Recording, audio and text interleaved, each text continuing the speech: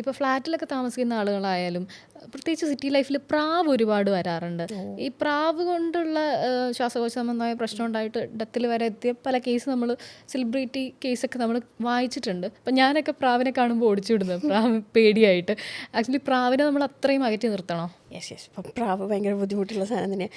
കാക്ക നമുക്ക് അങ്ങനെ ഒരുപാട് പ്രശ്നമൊന്നും ഉണ്ടാക്കില്ല. പക്ഷേ പ്രാവ് ഇസ് എ ഡിഫറൻസ്. ഇത് പ്രാവിൻ്റെ ഫെദറിൻ്റെ പാർട്സും അതേപോലെ തന്നെ പ്രാവിൻ്റെ എക്സ്ക്രീറ്റയിലുള്ള ആ എക്സ്ക്രീറ്റയിൽ ഉണ്ടാകുന്ന സാധനങ്ങളും അതിൻ്റെ അകത്ത് വളരുന്ന കുറേ ഫംഗസുകളും ഇതെല്ലാം നമുക്ക് പ്രോബ്ലം ഉണ്ടാക്കുന്നതാണ്. അപ്പോൾ ഈ സാധനങ്ങളെല്ലാം ലങ്സിലേക്ക് ഇൻഹെയിൽ ചെയ്യുന്ന വഴി ലങ്സിൽ പോയി അവിടെ പോയിട്ട് ഒരു പ്രത്യേക തരത്തിലുള്ളൊരു ന്യൂമോണിയ ഉണ്ടാക്കും. ഒരു ഈ നേരത്തെ പറഞ്ഞ പോലത്തെ ഒരു ഇൻഫ്ലമേറ്ററി ന്യൂമോണിയ അതിൻ്റെ ഉള്ളിൽ ഉണ്ടാക്കും. അത് ആൻറ്റിബയോട്ടിക് വെച്ച് ട്രീറ്റ് ചെയ്ത് മാറ്റാൻ പറ്റില്ല. ആകെയുള്ളത് അതിന് ഇൻഫ്ലമേഷൻ കുറയ്ക്കുന്ന സാധനം എന്ന് വെച്ചാൽ സ്റ്റിറോയിഡാണ് അതിൻ്റെ ട്രീറ്റ്മെൻ്റ് ആയിട്ടുള്ളത്. അപ്പോൾ സ്റ്റിറോയിഡ് നമ്മൾ മാസങ്ങൾ വലിയ ഡോസിൽ കൊടുത്താലൊക്കെയാണ് ഈ പ്രാവിൻ്റെ എക്സ്പോഷർ കാരണം ഉണ്ടാവുന്ന ന്യൂമോണിയ ഒന്ന് കുറയുക. അതുമാത്രമല്ല ഇതിങ്ങനെ റിപ്പീറ്റഡ് ആയിട്ട് ഈ സാധനം പിന്നെയും വന്നുകൊണ്ടിരിക്കാനുള്ളൊരു സാധ്യതയുണ്ട്. ഹൈപ്പർ സെൻസിറ്റിവിറ്റി ന്യൂമോണിയ എന്ന് പറയും. ഹൈപ്പർ സെൻസിറ്റിവിറ്റി എന്ന് വെച്ചാൽ നമ്മുടെ ബോഡി അനാവശ്യമായിട്ട് ഒരു സാധനത്തിനോട് ഹൈപ്പർ ആയിട്ട് സെൻസിറ്റീവ് ആവണു. ഈ പറയുന്ന സാധനങ്ങൾ ഉള്ളിലേക്ക് ചെല്ലുമ്പോഴേക്കും ബോഡി കണ്ടമാനം അതിനെ അങ്ങോട്ട് റിയാക്ട് ചെയ്യും. പിന്നെ ആ റിയാക്ഷൻ കുറയ്ക്കാനുള്ള പണികളാണ് നമ്മൾ അതിൻ്റെ മുകളിലൊക്കെ ചെയ്യുന്നത്. പ്രാവ് ഡേഞ്ചറസ് ആയിട്ടുള്ള സാധനമാണ്. ഈ അപ്പാർട്ട്മെൻറ്റിലൊക്കെ പ്രാവും സാധനങ്ങളൊക്കെ വന്ന് കൂട് കൂട്ടുന്നുണ്ടെങ്കിൽ നമ്മൾ നെറ്റ് ചെയ്യണം. അതേപോലെ അതിനെ ഓടിച്ചു കളയാനുള്ള എല്ലാ വഴികളും ചെയ്യണം. പിന്നെ ഈ പ്രാവ് നിറയെ വന്നിട്ട് വേറൊരു സാധനം ഉണ്ട്. ഇപ്പോൾ ഇങ്ങനെ ഒരു എൻ്റർടൈൻമെൻറ്റ് പോലെ അരി ഇട്ട് കൊടുക്കുക, ബ്രെഡ് ഇട്ട് കൊടുക്കുക. അതിങ്ങനെ എൻകറേജ് ചെയ്യും. കുറേ പേര് ആ ബ്രെഡ് വിൽക്കാൻ വേണ്ടിയിട്ട് നിൽക്കുന്നുണ്ടാവും.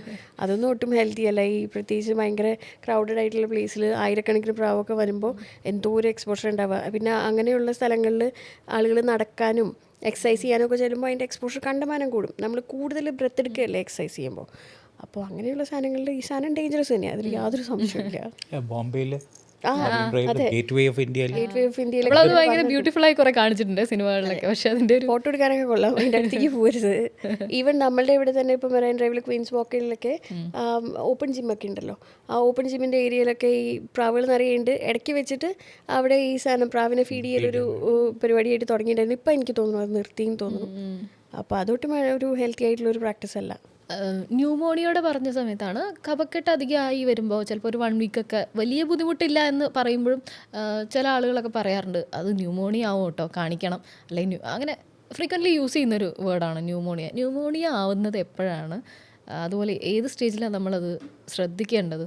ന്യൂമോണിയ സിംറ്റംസ് ആണ് ഒരു സാധാരണ കഫക്കെട്ടോ പനിയൊക്കെ? അതായത് ന്യൂമോണിയ എന്ന് പറഞ്ഞു കഴിഞ്ഞാൽ ഒരു സിവിയർ ആയിട്ടുള്ള ലങ് ഇൻഫെക്ഷനാണ് ന്യൂമോണിയ. ഒന്നുകിൽ നമ്മുടെ ശ്വാസക്കുഴലുകളിൽ മാത്രം ഇൻഫെക്ഷൻ നിൽക്കുമ്പോഴാണ് നമ്മൾ ഈ ബ്രോങ്കൈറ്റിസ് എന്ന് പറയുക. അത് നമുക്കൊരു കോഴ്സ് ആൻറ്റിബയോട്ടിക് ഒക്കെ എടുത്ത് പിന്നെ അതിൻ്റെ കുറച്ച് ദിവസത്തേക്ക് ചുമയൊക്കെ ബാക്കിയുണ്ടാവും. പക്ഷേ ആ ഇൻഫെക്ഷൻ വേഗം തീർന്നു. ന്യൂമോണിയ എന്ന് പറയുമ്പോൾ അതിൻ്റെയും ഫർദറായിട്ട് നമ്മുടെ ആ സ്പോഞ്ച് പോലെയുള്ള ഭാഗത്തേക്ക് ഇൻഫെക്ഷൻ നല്ലോണം ബാധിച്ച് അതൊരുമാതിരി ഇങ്ങനെ കട്ട പിടിച്ച് പിന്നെ അതിൻ്റെ ഉള്ളിൽ പഴുപ്പും മറ്റുമൊക്കെ ആയിട്ട് ഇങ്ങനെ കൂടിക്കൊണ്ടിരിക്കും. എന്നിട്ട് അതാണ് ന്യൂമോണിയ എന്ന് പറയുന്ന ആ ഒരു സ്റ്റേജ്. അൺട്രീറ്റഡ് ആയിട്ട് ഇൻഫെക്ഷൻ പോകുമ്പോഴാണ് യൂഷ്വലി ന്യൂമോണിയയിലേക്ക് എത്തുക. അൺട്രീറ്റഡ് ആയിട്ടുള്ള ഇൻഫെക്ഷൻ എല്ലാവർക്കും പ്രോബ്ലം ഉണ്ടാക്കില്ലായിരിക്കും. പക്ഷേ ഡയബറ്റീസ് ഉള്ള ആൾക്കാർക്ക്, റിസ്ക് ഫാക്ടേഴ്സ്, ഇപ്പോൾ പ്രായമായിട്ടുള്ള ആൾക്കാർക്ക്, തീരെ കൊച്ചുകുട്ടികൾ, ഇമ്മ്യൂണിറ്റി വേറെ എന്തെങ്കിലും രീതിയിൽ എഫക്റ്റഡ് ആയിട്ടുള്ള ആൾക്കാർ, പിന്നെ ഓൾറെഡി അസുഖം വന്നു പോയിട്ടുള്ള ലങ്സ്, ഓൾറെഡി ഇപ്പം ഈ ആസ്മ അങ്ങനെയൊക്കെയുള്ള ഇൻഫെക്ഷൻ ഉണ്ടായിട്ടുള്ള ആൾക്കാർക്ക്, അല്ലെങ്കിൽ ടി ബി, അതുപോലെ നമ്മുടെ ലങ്ങിൻ്റെ ഇമ്മ്യൂണിറ്റി കോംപ്രമൈസ് ചെയ്യുന്ന മറ്റ് അസുഖങ്ങൾ വന്നു പോയിട്ടുള്ള ആൾക്കാർക്ക് ന്യൂമോണിയ വരാനുള്ള സാധ്യത കൂടുതലാണ്. പിന്നെ വേറെ എന്തെങ്കിലും കാരണവശാൽ ഇമ്മ്യൂണോ സപ്രസ്ഡ് ആയിട്ടിരിക്കുന്ന മരുന്നുകൾ കഴിക്കണം. ഇപ്പോൾ ക്യാൻസറിൻ്റെ മരുന്നുകൾ കഴിക്കുന്ന ആൾക്കാർ, കിഡ്നി ട്രാൻസ്പ്ലാന്റ് ഒക്കെ കഴിഞ്ഞിരിക്കുന്ന ആൾക്കാർ, അങ്ങനെയൊക്കെ ഇമ്മ്യൂണോ സപ്രസ്ഡ് ആയിട്ടുള്ള ആൾക്കാർക്കാണിത് കൂടുതലായിട്ടും പ്രോബ്ലം ഉണ്ടാക്കുക. ഈ ന്യൂമോണിയയുടെ കാര്യം പറയുമ്പോൾ ഹരിത പറഞ്ഞ പോലെ കഫക്കെട്ട് വരുന്നു, നമ്മൾ ഡോക്ടറെ കാണുന്നു, ആൻറ്റിബയോട്ടിക് എടുക്കുന്നു. ഞങ്ങൾ ഈ കുഴൽ വെച്ച് നോക്കുന്ന പരിഗണനയില്ല. ഇത് വെച്ച് സ്റ്റെതസ്കോപ്പ് വെച്ച് നോക്കുമ്പോൾ നമുക്ക് ചേഞ്ചസ് സൗണ്ട് അറിയും. അപ്പോൾ അതെല്ലാം വെറും ചുമയും കഫക്കെട്ടും ചിലപ്പോൾ അത് കാണില്ല. That stage is okay. ചുമയും കഫക്കെട്ട്. ഇത് ഈ സൗണ്ടെല്ലാം വ്യത്യാസമുണ്ട്. സൗണ്ട് ബ്രീത്തിങ്ങിൽ അതെല്ലാം കേൾക്കാൻ തുടങ്ങുമ്പോൾ പ്രശ്നങ്ങളാണ്. So we have to be more cautious, aggressive ആയിരിക്കണം. പിന്നെ നെക്സ്റ്റ് സ്റ്റേജിൽ വരുന്ന എക്സ്റേയിൽ പാട് കണ്ടു, പാച്ച് കണ്ടു, കേട്ട് കാണും. എക്സ്റേയിൽ പാട് വരുമ്പോൾ പ്രശ്നങ്ങൾ കൂടി വരിക. അതും അപ്പോഴും കൺട്രോളിലായില്ലെങ്കിൽ നെക്സ്റ്റ് വരുന്ന ആ ഭാഗം ദ്രവിച്ചു പോകും ലങ്സിൻ്റെ. അപ്പോൾ ഈ pneumonia is A very serious condition. ഈ ഞാൻ പറയുന്ന സ്റ്റേജിലേക്ക് എത്തരുത്, ദ്രവിച്ചു പോകും. പിന്നെ അവിടെ നീര് കെട്ടാൻ തുടങ്ങും നെഞ്ചിൻ്റെ ഉള്ളിൽ. ആ നീര് കെട്ടി ആ സ്റ്റേജിൽ ഏർലി സ്റ്റേജ് ആണെങ്കിലും പിടിച്ചാൽ കിട്ടും. നീര് കെട്ടി പഴുപ്പായ ഡയബറ്റീസ് എല്ലാം ഉണ്ടെങ്കിൽ അത് വളരെ കോംപ്ലിക്കേറ്റഡ്. എംപൈമ പറയും, നെഞ്ചിനുള്ളിൽ നീര് കെട്ടുന്നു. അപ്പോൾ ആ സ്റ്റേജ് കുറച്ചുകൂടെ നീര് ആ സ്റ്റേജിൽ വരുമ്പോൾ നമുക്ക് വലിച്ചെടുക്കുകയോ ട്യൂബിട്ട് എടുക്കാം.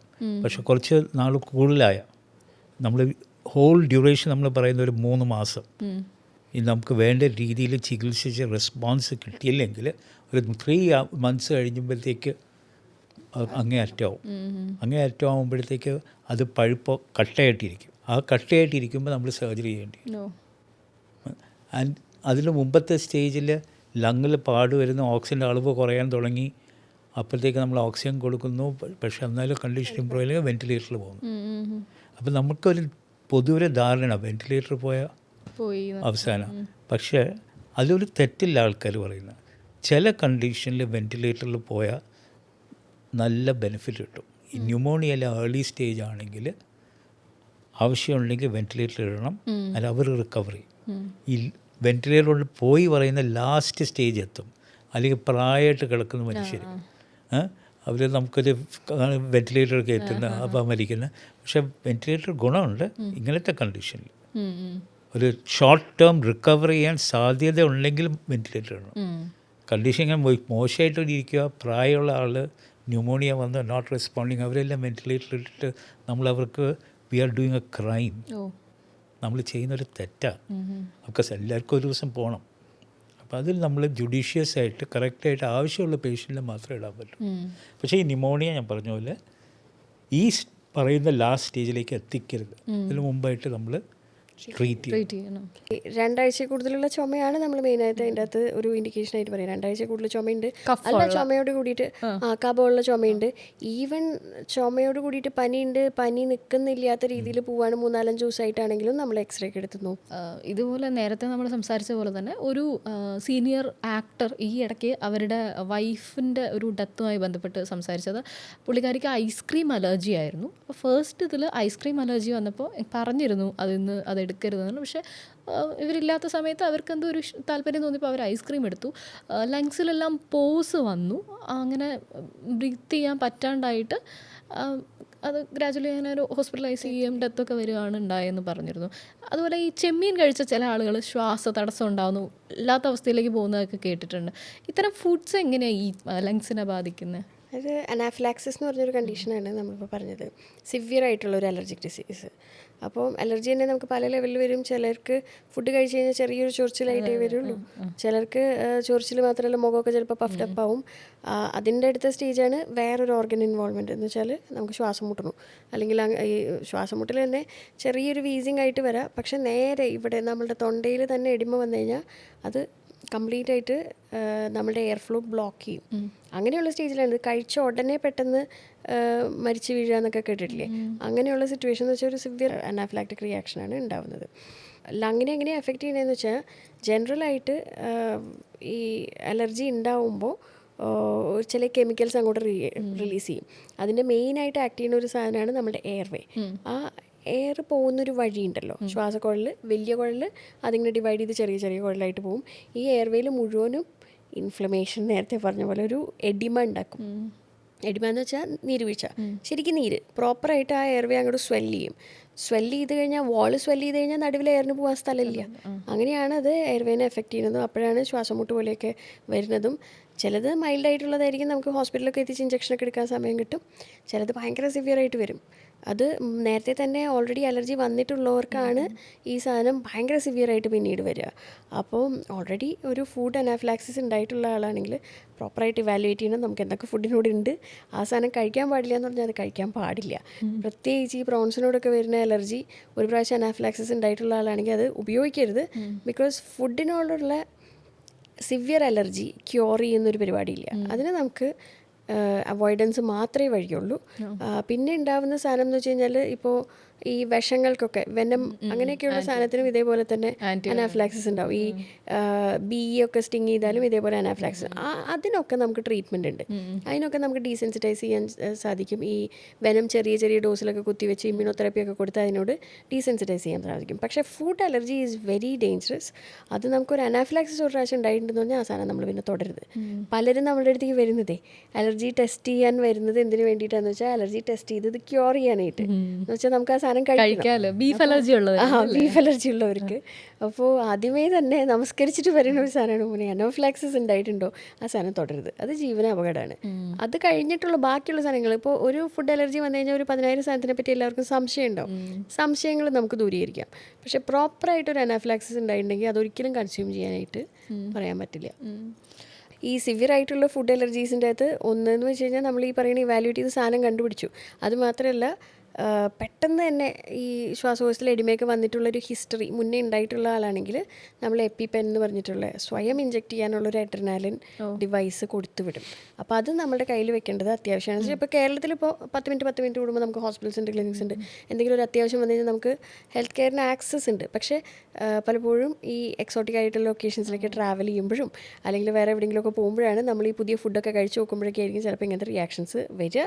അപ്പോൾ ഒരു സാധനത്തിന് വന്നിട്ടുള്ളവർക്ക് വേറെ സാധനങ്ങൾക്കും വരാനുള്ള സാധ്യതയുണ്ട്. അപ്പോൾ ഈ സാധനം മസ്റ്റായിട്ടും നമ്മൾ ക്യാരി ചെയ്യണം. നമ്മൾ സ്ഥിരം യൂസ് ചെയ്യുന്ന ഡിയോഡ്രൻസ് അല്ലെങ്കിൽ ടാൽക്കം പൗഡർ ഇപ്പോൾ കൊതുക് തിരിയായിട്ട് അങ്ങനെ വെക്കുന്നുണ്ട്, അല്ലെങ്കിൽ എന്തെങ്കിലും റൂം ഫ്രഷ്നറായി, ഇങ്ങനെ കുറേ സാധനം ഇപ്പോൾ മാർക്കറ്റിൽ ഇതിൻ്റെ എണ്ണം കൂടിക്കൊണ്ടിരിക്കുകയാണ്. ഫാൻസി ഐറ്റംസായി മാറുന്നതുകൊണ്ട് നമുക്കത് വാങ്ങിക്കാൻ തോന്നും. ക്യാൻഡിൽസ് ആണെങ്കിലും ഒരുപാട് പേര് ഉപയോഗിക്കുന്നുണ്ട്. ഇതിൻ്റെയൊക്കെ ഒരു പാർശ്വഫലങ്ങൾ എന്താണ്? അത് ശരിക്കും പറഞ്ഞാൽ ഈ പെർഫ്യൂം നമുക്ക് മണക്കാൻ പറ്റുന്ന സാധനങ്ങളെല്ലാം ഒരു വോളറ്റൈൽ കോമ്പൗണ്ടാണ്. അപ്പോൾ എന്തോ ഒരു കെമിക്കൽ നമ്മുടെ മൂക്ക് പോയി തൊട്ടിട്ടാണ് നമുക്ക് മണം കിട്ടുന്നത്. അപ്പോൾ അതിൽ തന്നെ ഈ കൊതുക് തിരി ഓൾറെഡി എനിക്ക് തോന്നുന്നു എല്ലാവർക്കും അറിയാം. സ്മോക്കിങ്ങിനേക്കാളും ഹാംഫുൾ ആയിട്ടുള്ള ഒരു സാധനമാണ് നമ്മൾ ഈ കൊതുക് തിരിയുടെ എടുത്തിരിക്കുന്നത്. ഒരു 100 സിഗരറ്റും ബീഡിയൊക്കെ ഒരുമിച്ച് കത്തിക്കുന്നതിൻ്റെ അതേ ഇഫക്റ്റാണ് ഒരു വലിയ ജംബോ കോയിലൊക്കെ കത്തിച്ചാലുണ്ടാവുന്നത്. അപ്പോൾ അത് നമ്മൾ അവിടേക്ക് മാറ്റി വയ്ക്കുക, ഹാംഫുള്ളാണ്. അതേപോലെ ഈ ധൂപ്പ് എന്നൊക്കെ പറഞ്ഞിട്ടുള്ള സാധനങ്ങൾ, അഗർബത്തി നമ്മളൊരു പൂജാമുറിയൊക്കെ അടച്ചിട്ടിട്ട് അതിൻ്റെ ഉള്ളിലിരുന്ന് ഈ അഗർബത്തി കത്തിച്ച് വെച്ചിട്ട് സ്ഥിരമായിട്ട് അതിൻ്റെ അടുത്തിരിക്കുന്നവർക്ക് ശരിക്കും സിഗരറ്റ് സ്മോക്കിംഗ് പോലെ തന്നെയുള്ള എക്സ്പോഷറുകൾ അങ്ങനെ ഉണ്ടാവുന്നുണ്ട്. നിക്കോട്ടിനില്ല അതിൻ്റെ അകത്ത് നിന്നുള്ളത് മാത്രമേ ഉള്ളൂ ഡിഫറൻസ്. പിന്നെ വേറെ സാധനങ്ങളെന്ന് പറയുമ്പോൾ ഇപ്പോൾ ഈ പെർഫ്യൂംസും ഓൾറെഡി നമുക്ക് ലങ്ങിന് ഇത്തിരി ബുദ്ധിമുട്ടുള്ള ആളാണെന്ന് വെച്ചാൽ ശ്വാസമുട്ടോ അല്ലെങ്കിൽ ചെറിയ അലർജി ആസ്മയ്ക്കുള്ള ആൾക്കാരാണെങ്കിൽ ഇത് ഭയങ്കരമായിട്ട് ഫീൽ ചെയ്യും. ചെറുതായിട്ടൊരു മണം സ്ട്രോങ് ആയിട്ട് വരുമ്പോഴേക്കും, തണുത്ത കാറ്റടിക്കുമ്പോഴേക്കും അല്ലെങ്കിൽ എയർ ഫ്രഷ്നറിൻ്റെ മണം അടിക്കുമ്പോഴേക്കും, ഡിയോഡ്രൻറ്റിൻ്റെ മണം അടിക്കുമ്പോഴേക്കൊക്കെ അവർക്ക് നന്നായിട്ട് ബുദ്ധിമുട്ട് പെട്ടെന്ന് അങ്ങോട്ട് പുറത്തേക്ക് വരും.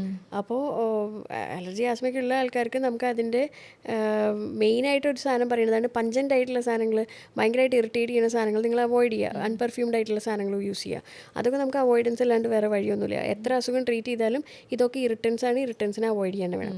അപ്പോൾ അതിൻ്റെ അകത്ത് വേറൊരു സാധനം കൂടി ഉണ്ട്. ഇറിറ്റൻസ് എന്ന് പറയുമ്പോൾ അത് നമ്മളെല്ലാവരെയും ഇറിറ്റേറ്റ് ചെയ്യുന്നുണ്ട്. നമ്മൾക്കത് ടോളറേറ്റ് ചെയ്യാൻ പറ്റുന്നതുകൊണ്ട് നമ്മളൊന്നും പറയണില്ല, നമ്മളങ്ങനെ ടോളറേറ്റ് ചെയ്ത് പോകുന്നു. പക്ഷേ ഒരിക്കലും ഈ ക്ലോസ് ക്വാർട്ടേഴ്സിൽ ഇങ്ങനെ മറ്റേ എയർ ഫ്രഷ്നർ ഉണ്ടല്ലോ ഇങ്ങനെ പമ്പ് ചെയ്തിരിക്കുന്ന സാധനം, അതൊന്നും ഒട്ടും നമ്മുടെ അങ്ങനെ ഹെൽത്തി ആയിട്ടുള്ളൊരു സാധനമല്ല. അതൊക്കെ വെറും സ്മെല്ലുകൾ മാസ്ക് ചെയ്യാൻ വേണ്ടി വെക്കുന്ന ഒരു സാധനമാണ്, അല്ലാണ്ട് എയർ ഫ്രഷ് ഒന്നും ആക്കുന്നില്ല. അതിൻ്റെ ആ സ്മെല്ല് മാസ്ക് ചെയ്യാൻ വേണ്ടിയുള്ളതാണ്. അതും നമുക്ക് പ്രോബ്ലം ഉണ്ടാക്കുന്നുണ്ട്.